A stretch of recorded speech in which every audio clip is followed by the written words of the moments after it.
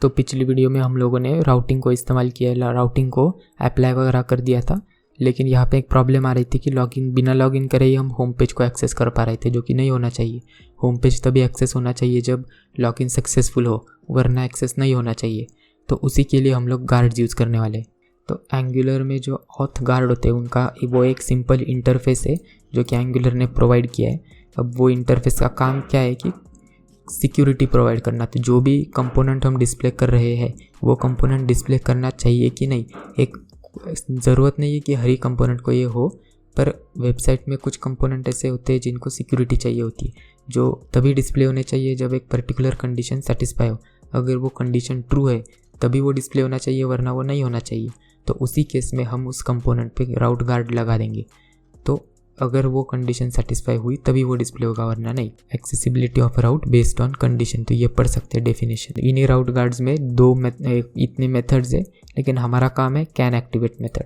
Can activate method जो है वो एक कंपोनेंट को तभी एक्टिवेट करेगी जब कंडीशन जो हम प्रोवाइड करेंगे वो ट्रू हो जाएगी। तो कैन एक्टिवेट चाइल्ड जो है वो सारे चाइल्ड एलिमेंट्स का सिक्योरिटी प्रोवाइड करने का काम करेगी। ये हम दूसरे किसी वीडियो में देखेंगे। इस वीडियो में हम लोग सिर्फ कैन एक्टिविटी यूज़ करेंगे। राउट गार्ड बनाने के लिए हमें यहाँ पे लिखना होगा ng generate guard nggg services /auth, यानी कि सर्विसेज फोल्डर में हम लोग auth नाम का गार्ड बना रहे। तो कैन एक्टिवेट मेथड यूज़ करने का है, जो भी यूज़ करने का है करिए, हम लोग कैन एक्टिवेट करेंगे। चाइल्ड यूज़ करने का है तो उसे सिलेक्ट करिए, लेकिन कैन एक्टिवेट। तो 2 फाइल्स बन गई है यहाँ पे। spec.ts की कोई ज़रूरत नहीं है, टेस्टिंग की है वो। गार्ड जो है वो सिंपल एक क्लास है ऑथ गार्ड, जो कि कैन एक्टिवेट नाम के इंटरफेस को इम्प्लीमेंट कर रहा है, क्योंकि हम लोग कैन एक्टिवेट मेथड यूज़ करेंगे। अगर कैन एक्टिवेट चाइल्ड यूज़ कर रहे हैं तो ऑटोमेटिक कैन एक्टिवेट चाइल्ड को इम्प्लीमेंट कर लिया जाएगा। तो यहाँ पे एक राउट है, कैन एक्टिवेट मेथड का एक पहला पैरामीटर राउट दिया गया है, दूसरा उसका स्टेट।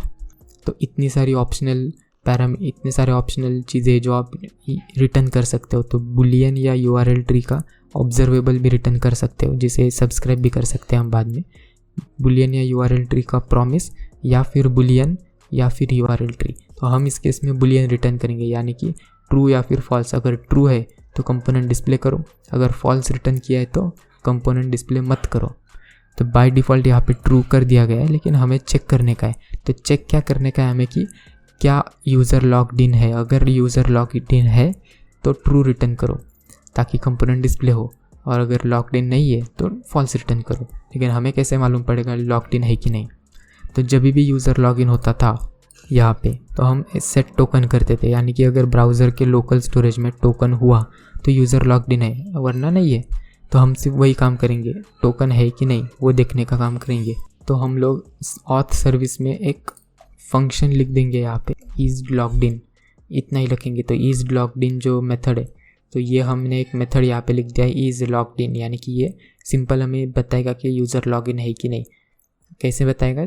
लोकल स्टोरेज में से जो टोकन है वो एक्सेस करेगा, और अगर वो है नल नहीं है, यानी कि एक्चुअल में टोकन है, तो ट्रू रिटर्न करो टर्नरी ऑपरेटर्स की मदद से, और अगर वो नल है तो फॉल्स। तो अगर ये फंक्शन ने ट्रू रिटर्न किया है तो हम यूज़र लॉगिन है, तो यहीं पे हम वो यूज़ करेंगे। यहाँ पे हम सिर्फ एक कंस्ट्रक्टर लिखेंगे जिसमें वो जो हमारी सर्विस है वो इंपोर्ट करेंगे, ऑथ सर्विस। ये ऑथ सर्विस यहाँ पे यूज़ होगी कुछ ऐसे, this dot auth service is logged in. ये सिंपल कर क्या रहा है कि लॉग्ड इन है कि नहीं वो सिंपल बता रहा है। अब ये यूज़ किधर कर रहे हैं हम लोग, तो इसे हम राउटर में यूज़ करेंगे। तो ये return this dot is logged in, तो ये हमने रिटर्न कर दिया यहाँ पे। अब राउटिंग का जो कंपोनेंट होगा ये यहाँ पे, जहाँ पे हमने सारे पाथ डाल दिए थे, तो होम कंपोनेंट के लिए हम यहाँ पे लिख देंगे कि अगर गार्ड ने ट्रू रिटर्न किया तो ही कंपोनेंट डिस्प्ले करो, वरना नहीं। अब वो कैसे लिखेंगे वो बताता हूँ। तो कंपोनेंट के नीचे यहाँ पे कैन एक्टिवेट नाम की प्रॉपर्टी लगी है, और एक एरे में डाल दीजिए ऑथ गार्ड, तो वो इंपोर्ट भी हो गया है। तो ये सिंपल बता, ऑथ गार्ड जो है ये जब भी कॉल किया जाएगा तो कैन एक्टिविटी कॉल होगा इसके अंडर का। तो हमारा जो ऑथ गार्ड था तो उसके अंडर की कैन एक्टिवेट मेथड कॉल की जाएगी, जो कि रिटर्न करेगी ट्रू या फॉल्स। अगर ट्रू रिटर्न किया तो डिस्प्ले करो, वरना मत करो। तो अगर ऑथ गार्ड ने ट्रू किया तभी होम डिस्प्ले होगा, अगर इसने फॉल्स किया तो नहीं होगा। तो अभी वो हो रहा है कि नहीं डिस्प्ले वो देखेंगे हम। तो यहाँ पे मैं होम डाल के देखता हूँ। पहले की वीडियो में देखा तो ये एक्सेस हो रहा था, अभी नहीं हो रहा है। देखिए एरर आ रहा है, एम्प्टी हो रहा है, यानी कि ये एक्सेस नहीं हो सकता।